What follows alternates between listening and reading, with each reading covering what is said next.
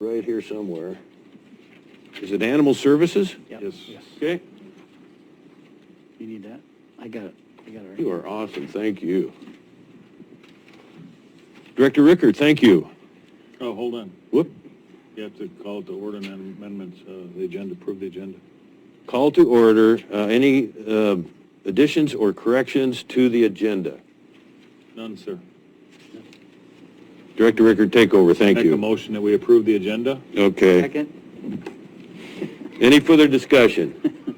We got 20 people here. Call for the question, please. Commissioner Pash. Aye. Vice Chair Herzog. Yes. Aye. Boyce. Thank Motion you. carried unanimously.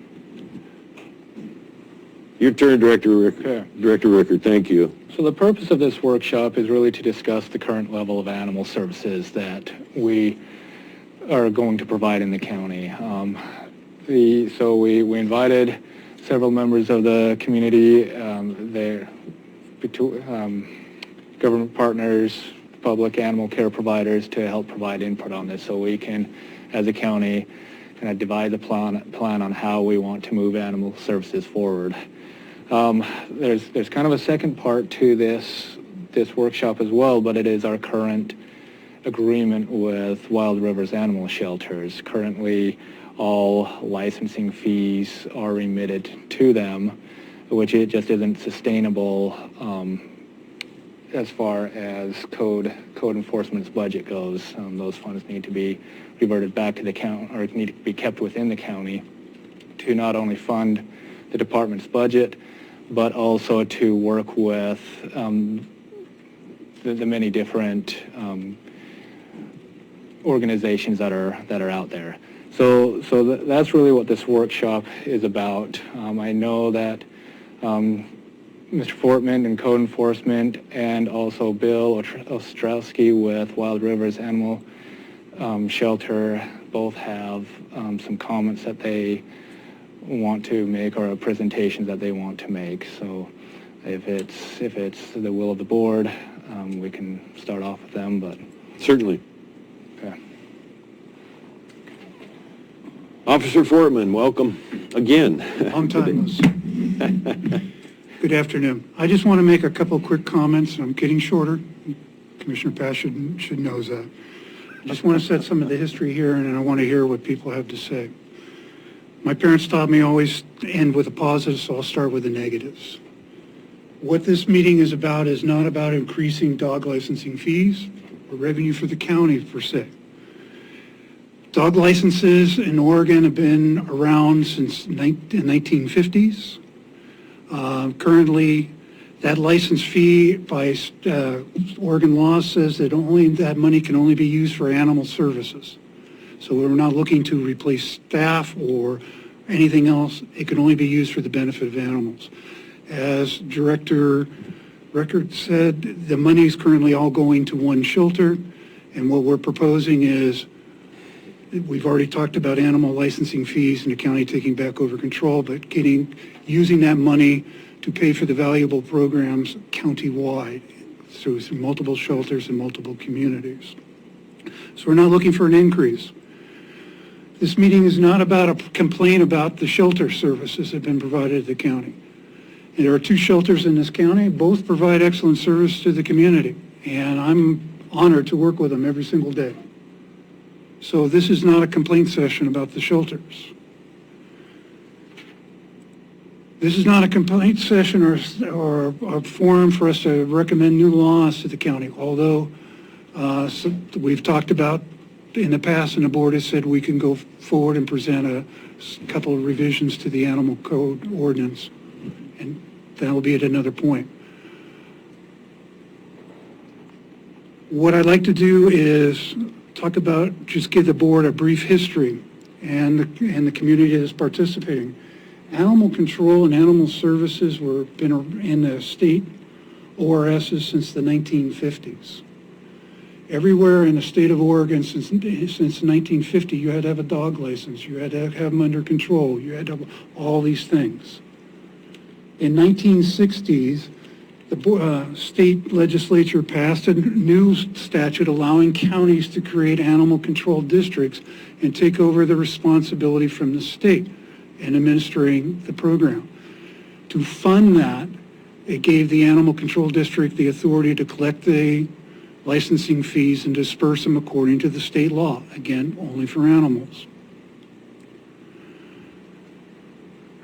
From the board created an animal control district which serves all of Curry County, including the 3 incorporated cities.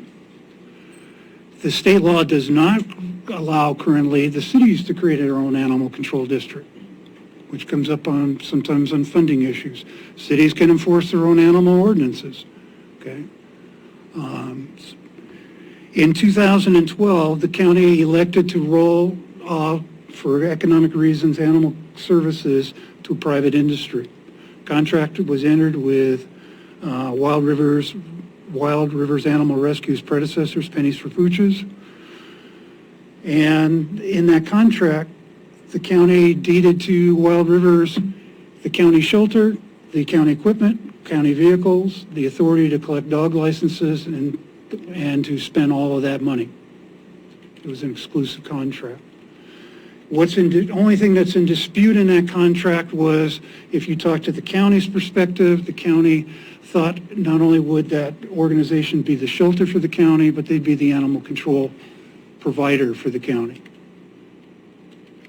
The contract has the other position that they only took on the shelter, and there was some transition periods.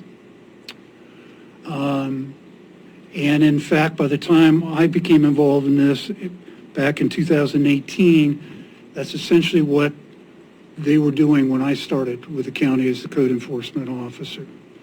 In 2018, I first became involved with animal services, mitigating disputes between the shelter and people trying to redeem their dogs, and wasn't providing animal control services. But there were arguments about, was my dog legally taken? Was the impound fees correct? My dog was over the 5 days, and I had to work with the shelter, and they worked very positively with me in trying to solve these disputes between the citizens and that. But what I discovered in that process was that the system had worked, that every law enforcement agency in the county would bring dogs in, had combination to the shelter, walk into the shelter, put the dogs in the shelter, didn't put the proper required paperwork justifying the impounds as required by state law, and a lot of issues popped up. As Commissioner Pash approached me in 2019, I believe it was, early, to look at the possibility of code enforcement inheriting animal services. I said yes because my background, besides being in law enforcement for 30 years, when I was in college, I was a year with animal control in San Mateo County and a state humane officer, went through all the training, and have a feeling and a lifelong pet owner.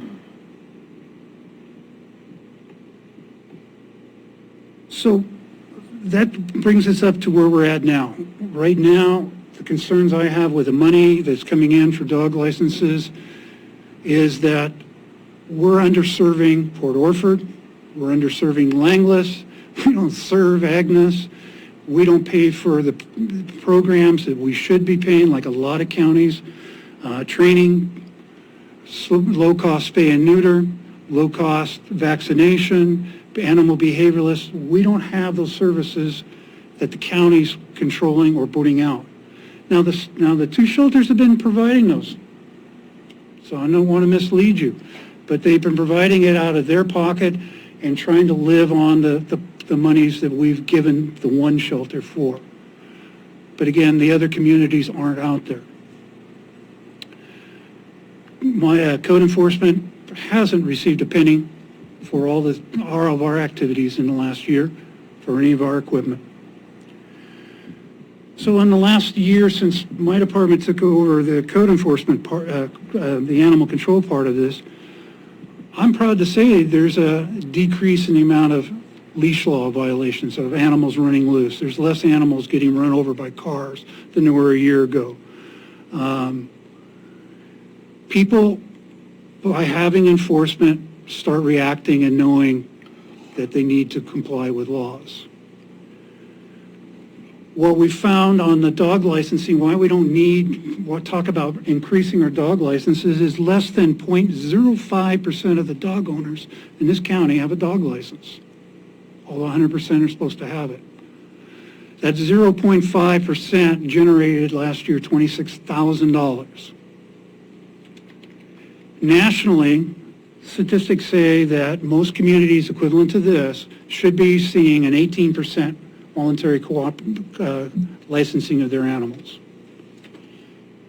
If you licensed 18% of our animals at our current licensing fees, it's $450,000, way more than all the programs combined could be. So what would that mean? That would actually mean that if I'm still the animal control officer for the county, I'd be recommending substantial cuts in our dog licensing fees, even though we would be providing more programs. So the more licenses we have, the more we can provide, and it's dispersed among the people. So since my department has taken over, what have we increased in fees? The dog licenses in this county have not gone up in years. In fact, last year, discount went out for seniors.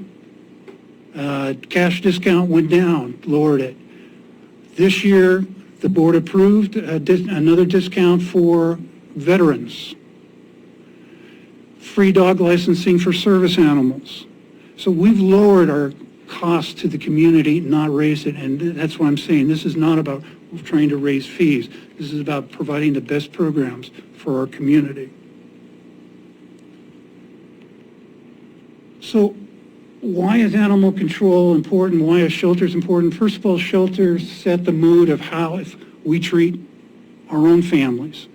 Our pets are our families. And if we don't provide good shelter services for them, it's just as if we're not providing it for our own kids. So they're an integral part of it. Our veterinarians are an integral part of understanding it. Our outlying pet vendors, of educating people and giving, are the integral part of keeping our communities safe. What is animal services? I should have started. Animal services is about keeping people and pets safe. You might say that our communities change and we've gone from a rural community where your dog could run for 20 acres and never see anybody to a community where Commissioner Herzog and I live in, where it's more compact. What I tell people every day on dogs running at large is not only is your dog going to get hurt, people are going to swerve their car, they're going to crash, they're going to kill, and you're going to be find out your insurance doesn't cover it. Civil liabilities. What's the difference between now and 1966? Our animals have changed in those years. Our housing has changed. We no longer have Rin Tin Tin and Lassie and the dogs that I grew up with. Now we have dogs that are, some of them are just total animals. Every week I go to a house where there's animals in the front yard guarding the house that try to attack everything that walks by, including me. And when I talk to the owner, they go, well, they're guarding my house. Well, what about the little girl that's trying to come to your house and sell Girl Scout cookies? What happens when she crosses your property line? We need to educate. We need money to educate people and solve these problems. Since the pandemic has occurred, last year I figured out there was a season to animal control. We had the run-of-the-mill issues, and then during the summer we had the bite season where all the tourists would come in and their dogs would be biting people on the public beaches. And I've kind of gotten used to it. This year, my deputy and I respond to an aggressive animal call every single day. We're going to dog bites 5-6 times a week on these. And that's, I think, is just an outcropping of the pandemic and where we're at in society. We are called out 2 or 3 times a week on cruelty cases. We have seen an increase of abandonment of animals that we're having to take to our shelters because people can no longer afford them in this pandemic. And they dump them here. And it's not just our community dumping.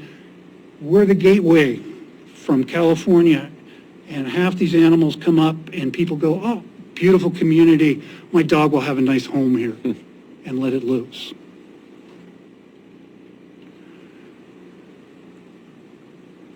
So that's the history where we're at. Where I'm hoping where we go is that we need to address that our society's changed. We have new animals, new pets. Having complaints in the last 2 weeks, 12 dogs, 100-pound dogs each, barking continually in a yard next to the neighbors.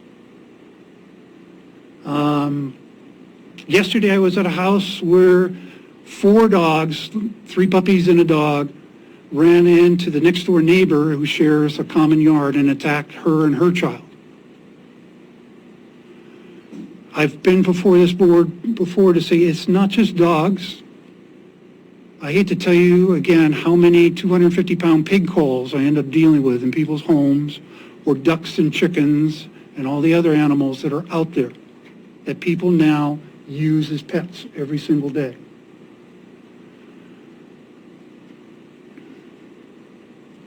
I'd like to see the money for dog licenses increase. And the board has improved. We have instituted a new software program, and we're waiting for the resolution of the participants in this and to roll it out and go to the public and say, here's what our concerns are, and let's educate. Here's what your dog license buys. And by the way, for people who don't know, the purpose of a dog license is that we verify that the animal's been rabies vaccinated. That's first. Secondly, when we pick up a stray animal, that dog license is the way we drive it home. I have a chip in my dog and I have a license on my dog. I have a scanner on my hip right now, but that scanner does us no good in the field. That dog license on their collar is a free ride home for the dog for the first time every 12 months. We don't even cite when we do that. And we say for the $25 current licensing fee, you just saved yourself a $440 ticket. The licenses have been used in civil actions for dispute of ownerships of animals. Couples break up, who owns the animal? I get that once a month in here. Again, what I'd like to see is that we come up with a plan to deal with the realities of today and our animals so that we can guarantee the safety of our people in our community, the safety of our pets, and the quality of life. No one wants to be next to a dog that's barking all the time or biting them or chasing them down the streets. And most of it's education and programs. And unfortunately, I'll end this by saying the only way we can get education and programs out there is by funding them. And that's why I'm critical. So again, I want to salute Wild Rivers Animal Rescue Service. I want to salute South Coast Humane, Happy Tails, all Wolf's Dog Bakery, all of the people who have been on the front line of dealing with animals without the county's involvement for years, keeping this together. And I think it's time that we get some directions and figure out what we're going to do in the future. The last thing I'm going to say to assure people, besides not looking for more money, more laws and all that, I was at a meeting with the same board this morning where Curry County, to me, is a great county because you've given, under Article 10, the authority to make decisions about citing and not citing people. Curry County probably has the lowest citation rate in the state for everything, and definitely for animals. And the few times that we go writing citations is when we've had repetitive problems. So that's the history I'd like you to know that these programs are possible with the money that's there in the thing, without touching the county budget. We just need to resolve the contracts so that we can collect those monies and put them out there. And then all of us in this room are asked to help promote licensing in the fields. South Coast Humane didn't sell dog licenses. They now do. Wolf's Dog Bakery, Happy Tales, Town and Country, all stepped up to help us with this program. That's how we get this program moving forward. One thing I also forgot, we have one other obligation that does involve money. In the natural disaster Katrina, people refused to be rescued from their homes in floods because the rescuers back then wouldn't take their animals. FEMA now requires every county to have a program for emergency evacuation of animals. We started on that, but we need to have, again, the resources to be able to put out the last few things to get this up before we have the next major fire, and we're trying to do this. The software that this board has approved is giving us the information so we know where animals are in the backcountry. The property registration ordinance is a big one, so we know where people are. These are services that you folks have voted in and given to the community. And now I'd like to invite the community to talk about the services they think should be done. Officer Fortman, you're going to stick around for questions, all right? I'm going to be here for the Okay. until you throw me out. Bill Ostrowski, are you next, sir? Please. One of our former Budget Committee members. Bill, you might want to pull that microphone down just a little bit when you're ready.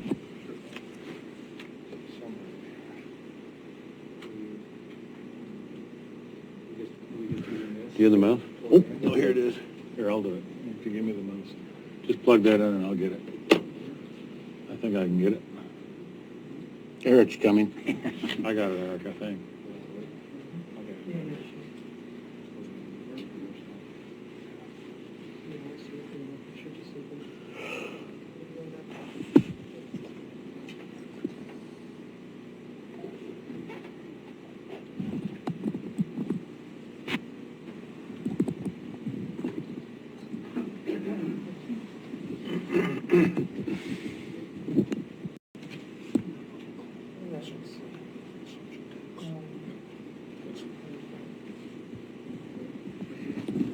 Which one you want, the agreement opened? I got it, Eric. Thanks, Eric. Can I control it from here or what? Yeah, if you just hit the over button, but let me get it, Why don't we give him the mouse? just from the beginning. Here we go. There you go. Right. And just hit the arrow over, oh, I'm sorry. Okay. Take the keyboard right there and hit the arrow over button, and that'll move it along. Okay. I Push think. it, put the down or up arrow key or what? Side to side, I think. No, there it goes. Okay. Thanks for inviting us, Wild Rivers Animal Rescue, to this workshop. Bill, you can take your mask off if you want, All right, thank you very much. and pull that one microphone down a little bit on your right. There you go. Thank you. Now I can breathe. Again, thank you for inviting Wild Rivers Animal Rescue to your workshop. I think this is a tremendous, important thing we're going to talk about. Currently, I'd like to just give you a little history. Wild Rivers Animal Rescue has entered into 3 different type of agreements with the county. The first is a service agreement, which was put together in August 2012, and that gave us the authority to focus on impounding, licensing, handling the fees, and dog control.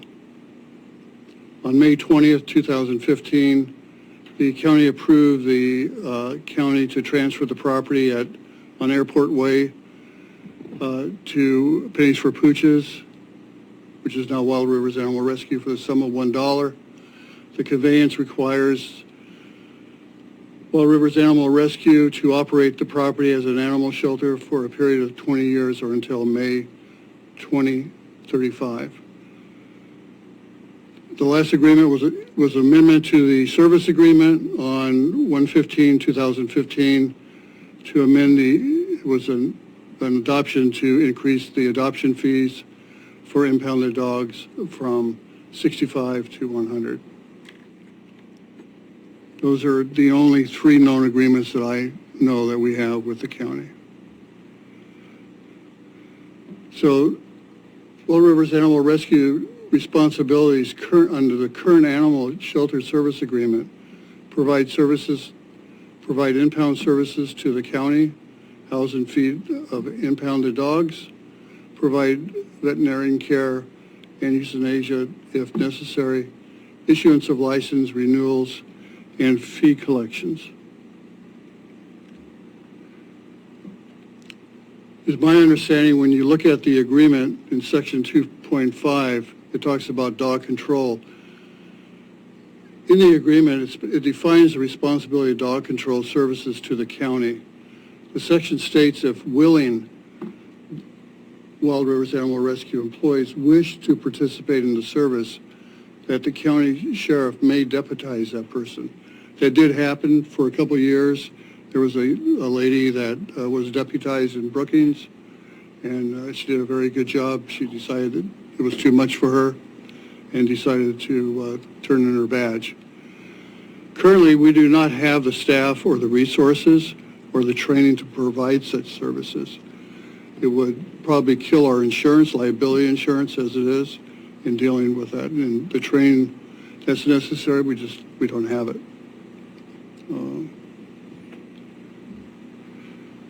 So what kind of services do we provide the community currently that are not even outlined in the agreement? The agreement, we're supposed to handle impounded dogs, and that's pretty much where it's focused on, plus the licensing. Well, the shelter provides food, vet care for animals, dogs, and cats, coming from situations such as hoarding, strays, surrenders, owner deceased, owner jailed or hospitalized. We have a dog currently at the shelter that's been there for weeks because their owner is hospitalized. Many of these animals require vet care during their stay until we can rehome them. In many of these situations, we do not cover the boarding or vet bills. We also provide low-cost wellness clinics, vaccination clinics, and spay and neuter clinics. Here's some examples. I talked about hoarding.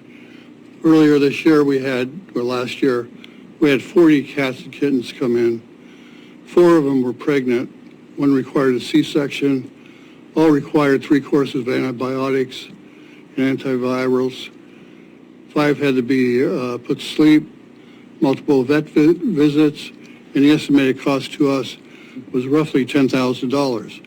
What I would like to point out and thank the community is that we had a tremendous inpour of funds from the community. We went out on Facebook and asked people to help us with those bills, and they really came forward and did it. Question. Sure. Do you also get help from the veterinary professional community? Like in other words, I know you said the value of that work was $10,000, but I mean, do they write any of it off or any of that kind of stuff? Usually they give us a discount. Yeah, okay. Okay. Especially, and that also comes into effect during the low-cost spay and neutering and the wellness clinics and vaccination Sorry clinics. to interrupt. Right. Example 2 currently is an impounded dog. His name is Red. He has multiple tumors. Some were raw and bleeding, required veterinarian lab work and surgery. To date, his bill is $1,140. Currently, he's in long-term foster and hospice care. In fact, he's at my house. And he's a great dog, let me tell you. This is what Red looked like before the surgery. I don't have any before it, but you can see the tumors that needed to come out. According to the vet that did the operation, he's basically has terminal cancer, and eventually he will pass. So where does the shelter get its sources of income? A lot of people have asked that question. So far this year, we've collected $149,000. That's for 7 months. 33% comes from fundraising, the other 20% from fundraising and donations fundraising. Animal license account for about 9% for the 7 months, and that will probably annualize up to around 15. Adoptions are 8%. We were able to get a PP loan that contributed some. Impounds are about 2%. We have a good recycling program that contributes, and then other income. You can see the difference in the years. Interesting that fiscal year 20 and 19 were basically the same amount of income. A little different distribution of how that income came in. Here's some relative financial information. Impound fees collected so far this year are $4,000 compared to last year, which was $2,900 versus $3,400 the prior year of that. License fees collected so far is $22,000. Remember, this is 7 months.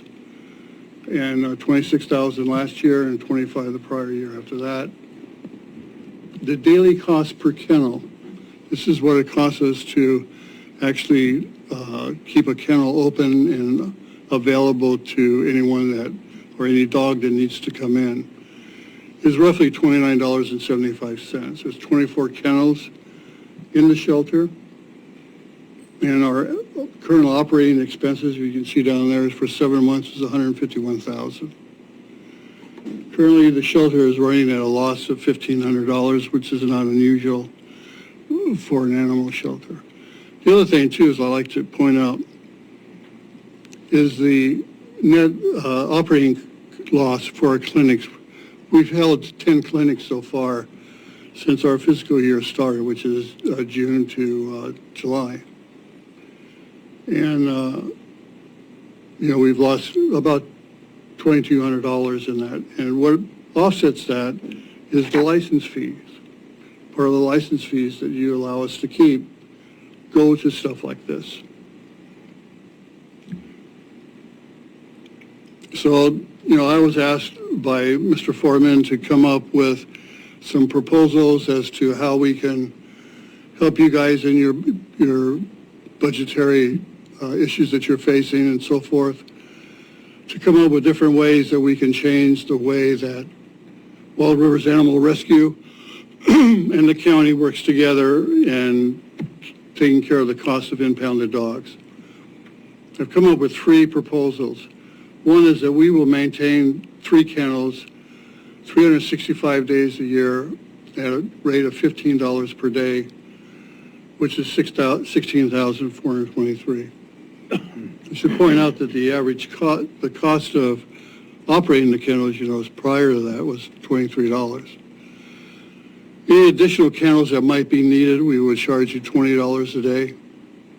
All impound fees collected by us would remain with us, and the reason for that is that money could be used to help us maintain our ability to prepare and perform wellness clinics, veterinarian visits, and so forth. The other proposal would be to extend to you 4 kennels at 365 days at $15 a day, $21,900. The additional kennels would be at $20 a day. All impounded fees collected by us would be transferred to you. We feel that the additional roughly $5,000 would be enough to cover any offset to the wellness clinics and so forth. I keep coming back to the wellness clinics because it's a big drain on our budget. The third proposal is to charge the county on a per dog basis at a rate of $20 per day until released by the county. I can't guarantee you any kennels based on this. All impound fees collected by us would be provided monthly to the county. Any questions on this? I have a question. Director Rickert? So, the cost of $23 per kennel, are you saying that that's the cost of just the kennel, or for food or whatever you provide to the dog is Right, that's keeping the place open. That's that's our just labor keeping the costs, place open. labor, utilities, insurance, Okay, food, okay. everything. And then does the county, those kennels that we currently use for the county, are they usually full 365 days a year? Do we usually have, has the county dropped off animals that keep it full 365 days a year? Sometimes you have more, sometimes you have less. My next slide will give you an example of that. Okay, great, thank you. Okay. Any other questions? Since December 1st, 2020 to February 11th, the shelter has incurred 251 dog days. During the same time period, we have collected $7,177 in license fees, where it comes out to about $29 per dog day. And again, funds received from the licenses are not only used to house and care for impounded dogs, but are used to offset costs of our wellness clinics, vaccination clinics.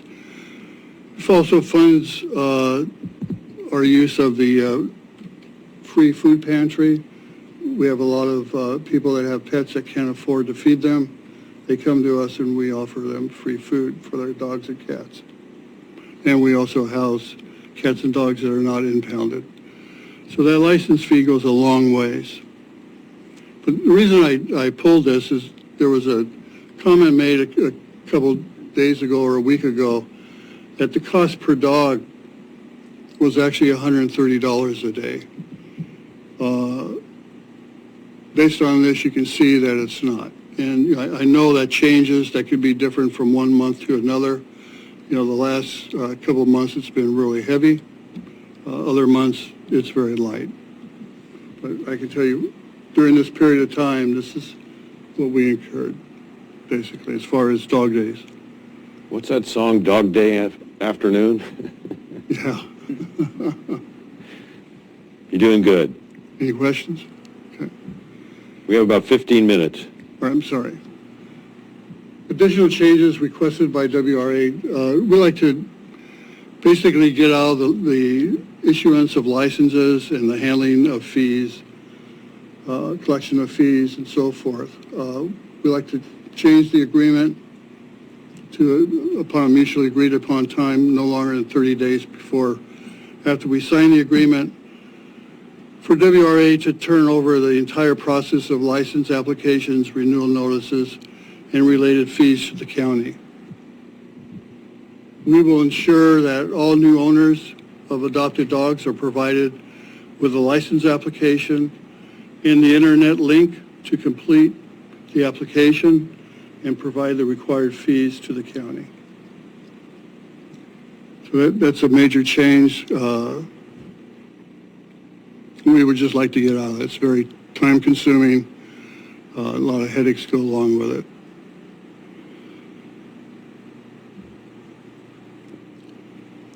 These are some of the services that will remain available to the community. Nothing is going to change as far as the community is concerned. It's just the agreement between us and the county.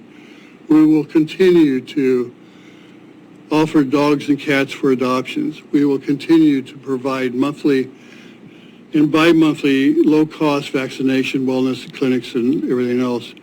Those are the types of vaccines that we offer.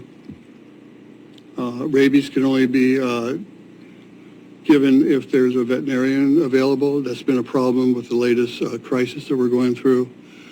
We will also continue to provide bathing, nail cutting, boarding, and of course the no-cost food pantry. None of the services that we currently offer the community will change or will ever change.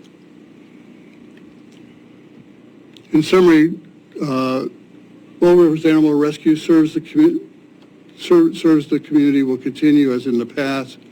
It is our goal to provide the community, regardless of the cost, the best and most efficient short and long-term dog care and cat care. We want to continue our relationship with the board. We've had it with the county. We feel that we've had a very good relationship with you, and we look forward to continuing that relationship. Finally, I would like to thank all of our donors, sponsors, volunteers, and employees that ensure each and all of the animals entrusted to our care are handled as if they were our own pets. Any questions? Mr. Ostrowski, when you say surrender, that's abandoning animals. Do I have that right? Thank you. Right. And some of the animals that come in from the cold enforcer, there is an impound fee that is supposed to be charged when the person picks up the dog. In several cases, that fee is not picked up. And we might have that dog for 3, 4, 5 a week, even longer. And, the person is in such a financial state that just can't afford it. We don't take the dog away from them. We just absorb the cost. We try to work with the community as much as we can. Thank you. Do we have another speaker? Oh, Jed? No, No one else has told me that they were going to speak, but there are Brad, I many think. members here Great. that may have some comments. Brad. Yes, sir. Hi, boss. Howdy, how are you guys doing today? Everybody needs to get a little bit happy here. It's just kind of doom and gloom in here, and I'm one of those positive people that likes to shake things up. So I represent South Coast Humane Society. I came into this community just a couple years ago. As you know, my better half sits on your board sometimes, and got into walking the dogs at South Coast Humane, got onto the board from there, and then decided that I needed to help bring a new culture to South Coast Humane by stepping off of the board, running the shelter. I did that for a year, and our shelter numbers, and if you will, let me just go back a little bit, 2019, we were roughly about 600 intake, and that was about a half a year with me at the helm. And 2020, our intake was 1,400. And this year we are over 300 intake already, and that is due in part to our progressive way that we are working with animals. We're doing a ton of rescue in our community, and when I came into the shelter, I can actually remember the receptionist. She was the one that would do intake and I don't like to call it abandonment, because I call it surrendering an animal, because a lot of times people, they don't want to surrender their animal. They have to do it for financial reasons, health issues, vet bills, things that they can't take care of. So abandoning is your time down on the port and leave them there for somebody to figure it out. Anyway, I saw her go in, and she sat down and she talked to this dog, and these poor people had to give up this animal, and she said, he's 10 and he's got these lumps and bumps, so we're not going to be able to take him. And I thought to myself, wow, we're the Humane Society, not the Selective Society. So when did we start turning away people that need help? We are here in our community to help with low-cost spay and neuter, which we hold clinics multiple times a month. We also contract out now with a doctor in Klamath. She does it on an Indian reservation, and we transport public animals and our foster animals and our shelter animals in one swell swoop down there, and I write checks for about $7,000 to $8,000 every time we go there, and we get 90 to 110 animals done in one day. So that is cutting our animal population here in Curry County a lot. In addition to that, our wellness. We hold now a 2-day clinic, and we got appointments going nonstop, and we are pumping and trying to get more licenses for the county. Before I came into play, we really didn't work with the county. You all know where the two fenced yards are down by Superfly. Brookings PD, if they got a stray, they'd just take them down there, drop them off at the kennel, then they'd call Wild River. Wild River would come down and get them. So there's a lot of manpower going on. When I came into play, started to communicate with the then manager, Tanya. I'd help her out, go get an animal so it wouldn't have to sit there for 2 days if they couldn't have the staffing to get down there. We also take in strays, and we do it as a courtesy to our community. We try to get the animals back so that we don't tie up code enforcement having to come down to us, bring it all the way to Wild Rivers. That's why we got into the animal licensing as well. We want to help educate the community on how important licenses are. It gets your animals back to you. We would love to be able to be part of the relationship with Curry County, with code enforcement. We would love to work very closely with animal services, and we would entertain providing animal services if the county would discuss that. Questions, comments that you have? Just the number one Yes, sir. hurdle that you have. I think you've already said it, but I just, for the public, I'd like to have you repeat that again. The number one issue you see that you have to deal with that. I think the number one thing that I am seeing most, I get a lot of animal complaints, a lot of lost dogs, and then also humane treatment of animals. We get complaints all the time about, this person's got their dog tied up. They believe there's animal abuse. We would definitely get into maybe getting some training so that we can do some humane investigations on animal abuse. That would be something that would be very, very entertaining for us. Mr. Pash? Well, I know I've spoken with your husband, Brad. Yes, sir. Actually, I think we all have about possibly donating some land down in South County. Yes, we have some big plans going on right now. We really do. Our shelter is humming along quite nicely, and we're actually looking to provide an off-site area for decompressing animals that have spent too much time in the shelter, which I will tell you this right now, my average stay in my shelter is under 17 days. So we are adopting, I don't want to mess up my numbers, I adopted to over 70 towns in Oregon, all the way up to Washington, Vancouver, inland to Idaho, Montana. I've had people come all over for our animals. But that site would also provide a public boarding area, which that is a big need here, is to have a boarding center for community animals. All the services that you saw that Wild River puts up there, including hospice for older animals, including, I'll give you just a quick example. I hate to take too much more of your time, but it's a story. I get a lady that comes in just a couple days ago and says, I've got to give this animal up to you. Her owner broke its back and she can't take care of it. And I said, okay, do you have the owner's information? Yes, I do. I said, well, why can't you take it? Does she have next of kin? Do the investigation. And she said, well, her animal's aggressive. And I said, okay, well, let me go see the animal. So went outside. It's about a 10-year-old nice girl. I said, you know what? I'm going to do this as a courtesy to this woman. We'll bring her in. Come to find out, she's from Crescent City. Okay, not even in our county. She came up. I've had a lovely conversation with the woman. I'm keeping the animal for her because it's the only thing that she's got and it's near and dear to her. That facility would house animals like that, low cost for people that cannot afford overinflated prices. I'm super excited about the potential to possibly work with the county and to provide some services on that side as well. So my further question to that was, I'm one of those people that was military raised, so I like to, have organization. Absolutely. I don't like to get out of my lane, and I don't know a lot about shelters and how it all works. And, I own a horse ranch, and I know how that works, but I don't understand all of this with the enforcement and what that takes. So, for us in a workshop, for me anyway, I like to see how we can best serve the citizens of this community and these, the shelters. So, I guess what I'm going to try and ask is if there's a way that we could, everyone in this room that took the time out of their schedules to be here, could get together and formulate what would you like to see come from this workshop?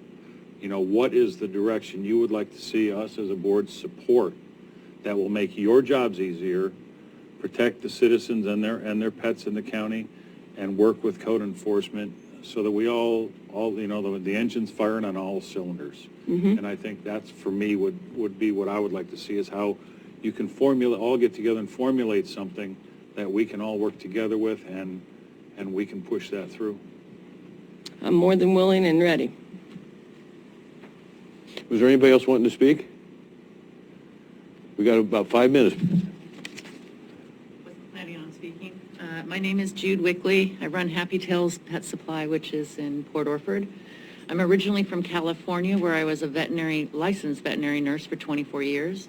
When I moved up to Curry County in Port Orford, There was an extreme amount of problem with feral cats, no resources for feral cats.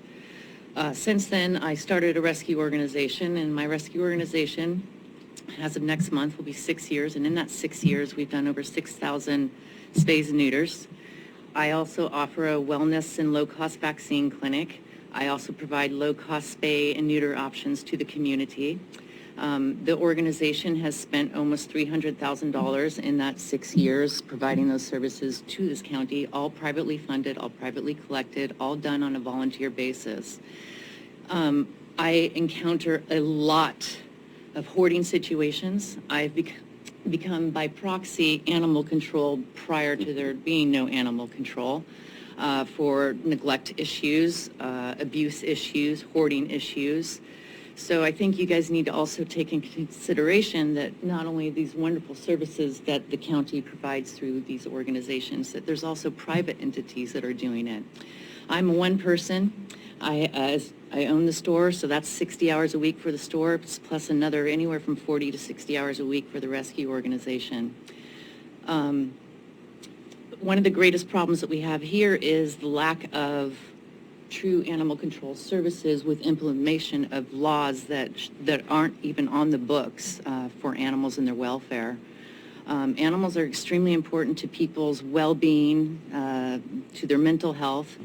So a lot of people who have the mental illnesses or addiction problems, animals are very important to helping them keep them grounded, keeping them healthy, which is another very important services for what all these people do. So money is a very big issue. I'm not asking for any money. I would love for all the monies to go to the programs that are already established within the county. But I know it's not the forum to speak, but we also need to really start thinking about laws and implementation of laws. You guys might remember several years ago, there was a hoarding situation that was due to someone who was being evicted. The sheriff was on the site, so was the police on the site, and they wouldn't even bother to look at the animals. They flat out told me, because I was called in, that they're private property, and as long as the animals are off the property, they don't care. Well, we had to supersede everybody, and we ended up getting 17 felony neglect abuse counts that went through this court. Person was convicted. So that's just my input.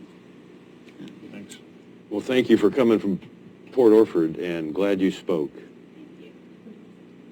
Mr. Alcorn. I'll speak real quick. Brad Alcorn speaking as a Curry County resident. From the outside looking in at this issue, it seems like it would make sense to take animal control away from code enforcement and create a separate entity with that through one of the shelters, and let Mr. Fortman focus on code enforcement. And I think that would probably be a pretty effective thing for him and the county.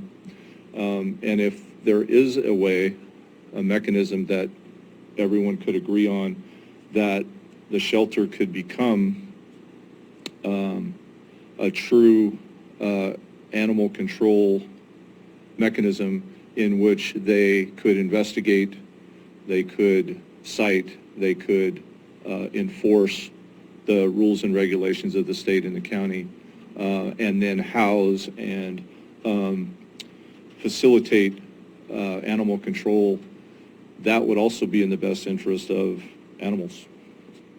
And that's just a recommendation from a county resident from the outside looking in. Thank you, sir. Thanks, Brad. Yes, Mr. Pash? I was just wondering, you know, we've all had our thoughts here, and there may be some other thoughts, and I would like to invite whoever would like to write down what you would like to see happen, exactly what you testified to here today, and you know, maybe share your information that you had up there with us, and then, you know, we could get with code enforcement and sit down and figure out a way to get at this and get to work on it. Yeah, collectively, as you recommended a minute ago, put it all together and don't be bashful. You can finish up. I Thank think what you. you might say in an email, you maybe wouldn't say in a private meeting. So like Commissioner Boyd said, don't be bashful. I did not know there were 6,000 cats in Port Orford. I do from Langlois to Gold Beach, and in fact, the shelter refers me out quite a bit. Okay. Officer Fortman? So what you can see from this meeting today is there's a lot of passion. I'm going to tell you that probably the most dangerous calls that we go on routine and code enforcement are animal calls, and not because the dog's trying to bite us either. We need partnerships. And when I talk about money, that there is a fund there. Wild Rivers and the county were really close to working out an agreement.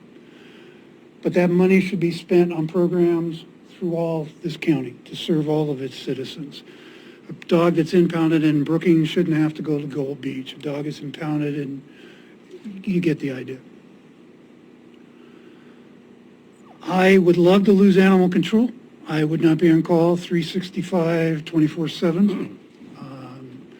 But I'm going to say, like I said, when I was in college, I was an animal control officer, and there's a couple models. There's models of the Humane Society getting certified people to do it, okay, which is what San Mateo County does. I'm all for that. There's models of what most counties do is have a county employee do this and have the shelter over here do that. The concern I have, just being 34 years in law enforcement, is, and I take what you said, you had the training is great, is understanding the laws, understanding evidence, understanding collections, and being able to stand up in court and make it fair. I will say that, both my deputy and I are threatened on a very regular basis. But again, I would love to be off call. I'd love to be off call. But I think that to sum it up, we have some dedicated people here, and there are more people that care out in the communities, okay? What we need to do is just figure out, again, like I said to you this morning on another issue, what does the board want? How do we want to do this? Give the interpretation and do that. An example of that is something simple as the leash law in the state of Oregon. Leash law says your dog's supposed to be on a leash. There's no such law. Yes, there is. There is It not. has to be under control or restraining you. at all times. This is going to be another workshop. Nope, it cannot run at large, and Cannot running run at at large is defined as not in control, not in the company of and under control of its keeper. There's no language that says a leash is required. It cannot run at large. I stand corrected. Thank you. It's ORS Why I stand- 609.035 sub 7. And why I stand corrected, I will point out that this county has never enforced the leash law. We have enforced the dog running at large law. Okay? So we're fundamentally on the same page. Fundamentally good. I just want us to make sure we're not misstating the law. That's all my job is. The point of what I was trying to say to the board, council, was when I came on board, interpretations of how to enforce the laws were given to me. And the at-large law was an interpretation along the lines of what Council Huddle said. And we loosely enforce that, give a lot of things, with the exception that there are designated leash beaches, for example, parks.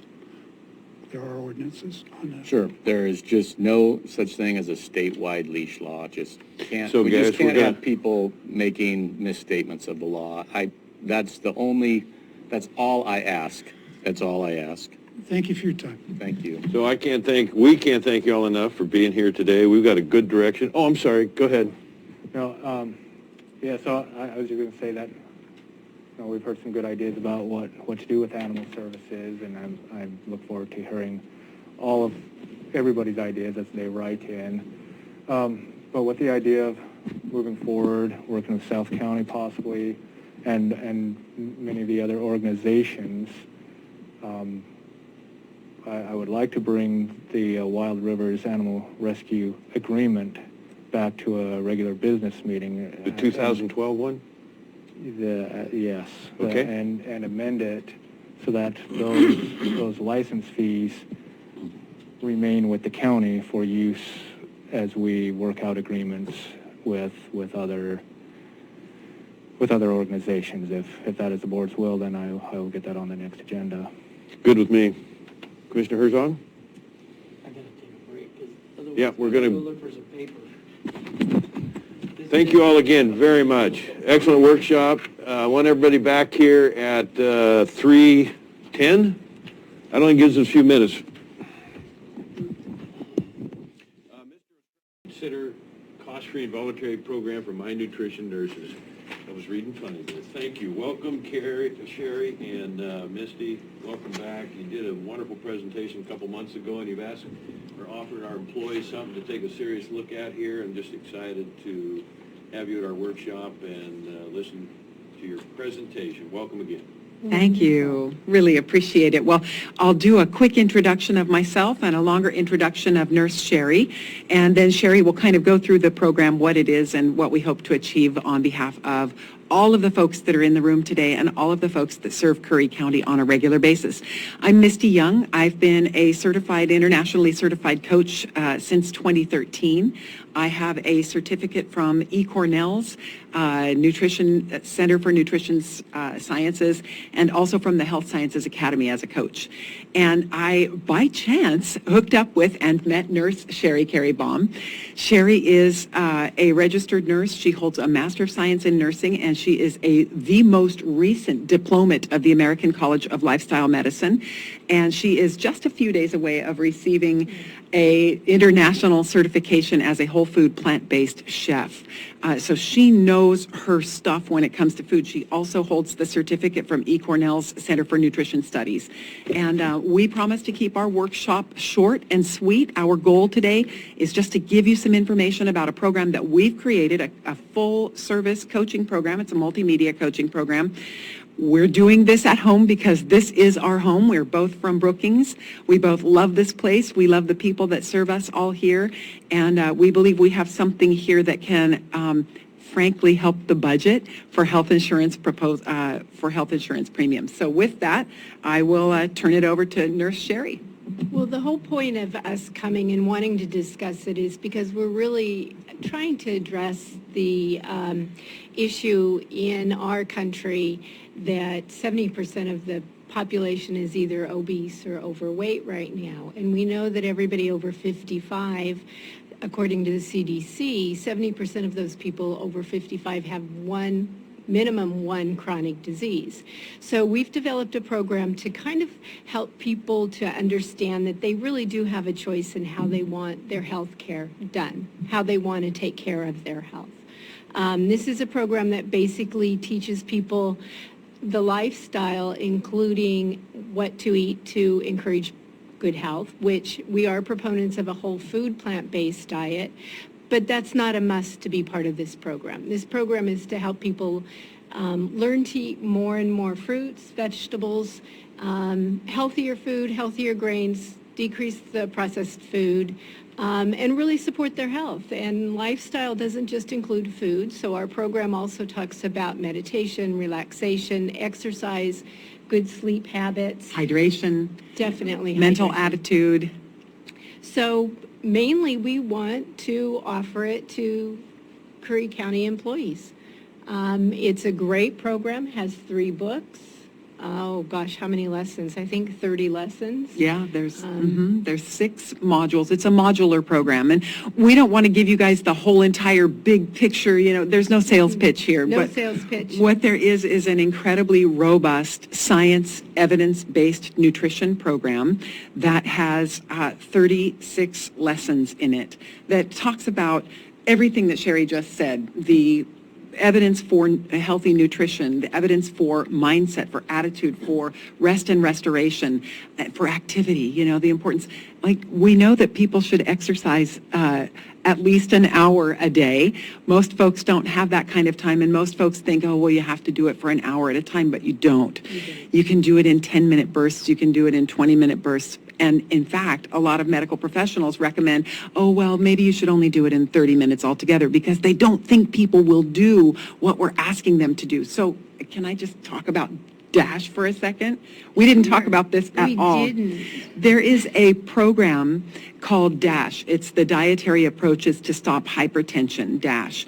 Very common. It's very common. It's well known. And when DASH first came out, the gentleman that created it, the doctor that created it, said, we think people should do these things, very specific, right? Don't eat salt, exercise an hour a day. And when it came out and they made the recommendations, they came short of the recommendations because they said, people aren't going to do that.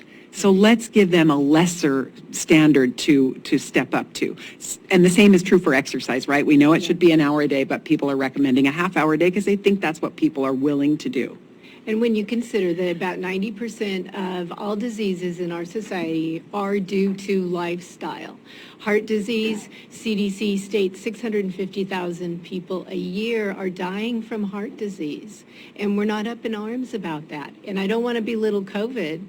It's a very serious disease, and we're looking at, I think as a nation, about 550,000 people are dying from COVID. But we're not talking about heart disease and how do we prevent it. And if 90% of diseases are due to lifestyle, let's prevent it. That's a silent pandemic. Absolutely. It is. So our whole program is here to help people accomplish the health to get the life they need. Not hard. We're offering it free just because we care about our county and our community, and we want people to really have the science behind this and understand what it's all about. We know that the program really starts with a healthy weight. So we talk about steps to a healthier you, and the first one is always to release just some weight. Even a 5% weight reduction can make a big difference in your numbers. And we talk a lot about in the program about knowing your numbers, whether that's your BMI, your body mass index, or your weight or your blood pressure, your cholesterol, your A1C, right, your sugars. Knowing your numbers helps you to find a target and a goal to shoot for. So when we talk about weight loss, that's something pretty much everybody can feel a little bit like, whether it's 5 pounds or 50 pounds, they can understand that. Yes. BMI, I thought that was Big Mac intake. Now That's one, Commissioner. Yeah, body mass index. In our culture, it just might be. In our culture, it is, yeah. But really, it's just a program to support the health. So what we wanted to do was offer it. It's a coaching program. It's not a medical program. We really recommend and we ask that people work with their doctors on this, because we know that when you follow the program, depending on what your desire is, you can do it a little bit or you can do it a lot and jump in. Weight's going to change. Needs for medications are going to change. So we really recommend that people work with their doctors so that they make sure that if the change happens rapidly, they're getting the medication and the levels that they need. I love it. I'm so glad that you brought that up, because it is important to us to say that we are, I'm not a nurse. Sherry is a nurse, and she is a diplomate of the American College of Lifestyle Medicine, but she is not practicing medicine. We are here as health coaches and to help people make appropriate decisions that can help them in their own health. Whatever their goal is and whatever their why is, it's going to be different for each person.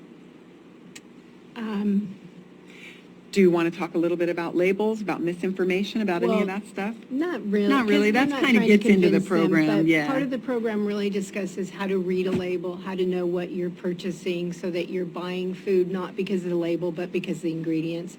So, we don't have to go into that with you guys. We just want you to consider offering it to the county employees. Mm-hmm. And we're offering it at no fee, again, because this is our home, this is our place, this is where we live. I'm going to just rip through to, if I can get on that. There's label information in there. We're going to help people reduce and prevent and reverse disease. It sounds crazy, but that's all works. doable with a And whole it's- food plant-based approach. As Misty said, it's very science-based. It's not our opinion.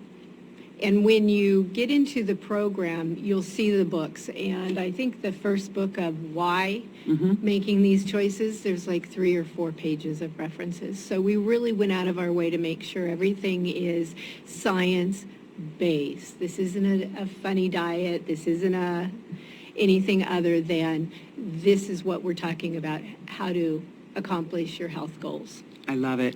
So we tell folks how, what they can eat, how they can eat it, how they can prepare it. We share that with them, and we ask them, we would be asking the county employees to come on board and ask themselves this question: what's my why? Why do I care? Why do I want to do this? Well, is it because I want to lose weight and feel great? Maybe that's your why. Or maybe you want to be able to jump down on the floor and play with your grandkids.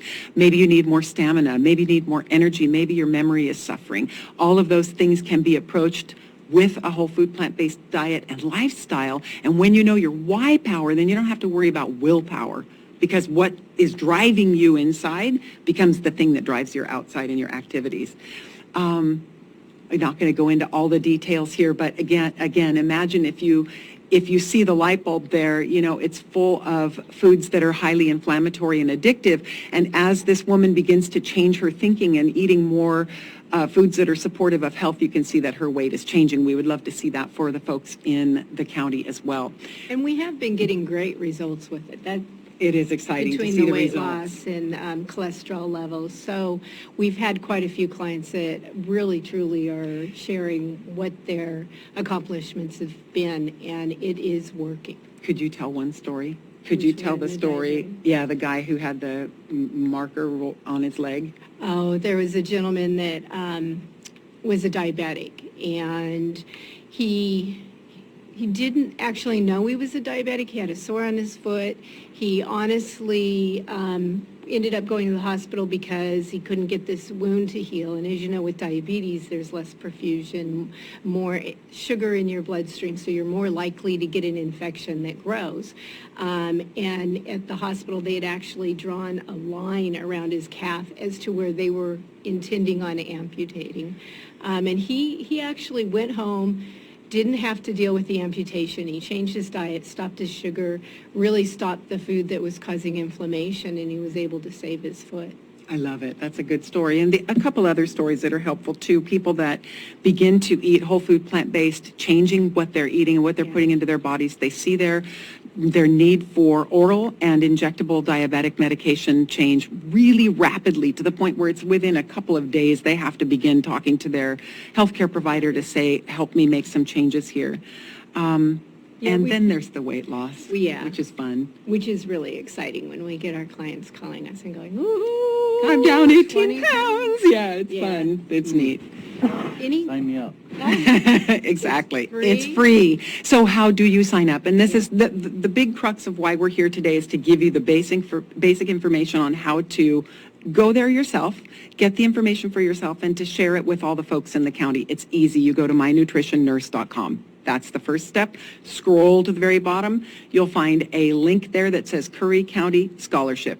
That's it. That's all you do. We aren't canvassing information. We do nothing. We do have weekly coaching so that people can call, or not actually call. They jump onto a coaching session with us. And just talk to us, ask us questions, ask about food, ask about pretty much anything. It's a wide-ranging discussion. It usually begins with Nurse Sherry making a short presentation on some topic of interest to folks in whole food plant-based community, and it's a lifestyle education program. It really is. We touch on everything. So weekly we have the coaching, but we will not do anything with the information that people send us. We do send out the notification of the coaching, and I do try to do a newsletter. Just like last week, it was what's so important about your gut. Microbiome, Understanding the theory behind the microbiome in the gut. The week before, or the month before that, I can't even remember. Off the top of your head, I know. But every month I try to send out a 2-page newsletter, and that's it. It's pretty straightforward. And the one thing we would encourage the folks from Curry County to do is to use their personal email address, because this is, while we're bringing it to them as part of their employment within the county, we're suggesting they use their personal email just so they don't feel weird about it. You guys don't have to worry about them using public resources to access the program. And heck, it's, there's HIPAA stuff, right? You start talking about people's health insurance and privacy and protection and that kind of thing. So that's it. They literally go to that link that I said at mynutritionnurse.com, scroll to the bottom, Curry County, log in. They give us their first name, their last name, their email address, and they're in. That's it. They get right into the program. And then we're there to serve them, answer questions, educate them, and help them live a healthier lifestyle, all to the benefit of all of us Curry County residents. So Actually, that's it. It is true. It is true, yeah. So, Jen? any questions? I just did it. I'd just like to thank you for your service. Thank you. Oh, that's so lifetime nice. service. My oldest sister, and she's much older than I am. She has her master's in nursing as well. So Nice. I know the dedication that you Well, provide. Thank you, sir. thank you so much. And that's where it comes from, because people look at us like, what, you're going to give away this free program? And they look at us like, why? Well, my whole life has been trying to help people, heal people. Yeah. And I'm a tiny bit disillusioned by medicine. I want people to come up with a choice that fixes the long-term problem, not that one pill that fixes maybe your numbers, maybe your cholesterol, but there's so many other things involved. So thank For me, you. I've had a life-changing thing because of some of the things I had to go through. I put on 50 pounds in 7 months and have never taken it off because of hormones and Right. well, I won't even talk about it here, but I'll talk to you about it sometime. But a lot of people don't realize how fast Yeah. your body changes when you start to lose weight. I know several people you spoke with diabetes that are completely off diabetes medicine now because they've lost, 20% or Right. 25%. That's of their right. body mass. So And it's amazing how fast your body starts to get back to normal. Yes. and we're not huge fans of the keto diet, and that's because of the research. There's not enough research that backs it up, and unfortunately, it's pretty tough on your kidneys, and it's pretty tough on inflammation.